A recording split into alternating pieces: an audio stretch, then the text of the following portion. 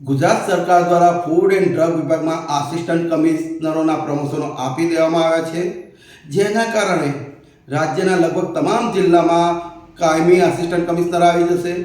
સાથે 30 જેટલા નવા ડ્રગ ઇન્સ્પેક્ટરોની નિમણૂકના આદેશો પણ કરી લીધા છે. અને ગુજરાત સરકારના આ નિર્ણયના કારણે ગુજરાતની જનતાને બહેતર આરોગ્ય મળશે અને એમના આરોગ્ય સાથે તથા ચેડા કંઈક અંશે અટકશે.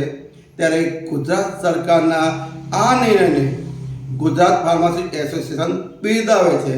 પરંતુ બીજી બાજુ ગુજરાત સરકાર દ્વારા 25 વર્ષ પહેલાં જ્યારે 12,000 મેડિકલ સ્ટોર્સ હતા, એ સમયે જે ડ્રગ ઇન્સ્પેક્ટરનું મેકઅપ હતું, એના દ્વારા આજે પણ જ્યારે 55,000 મેડિકલ સ્ટોર છે એમ કામ લેવામાં આવે છે.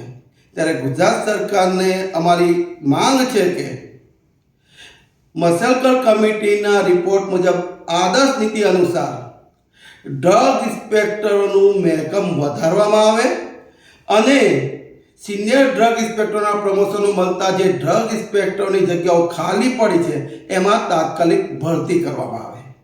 રજનીકાંત ભારતીય, પ્રમુખ, ગુજરાત ફાર્માસિસ્ટ એસોસિએશન.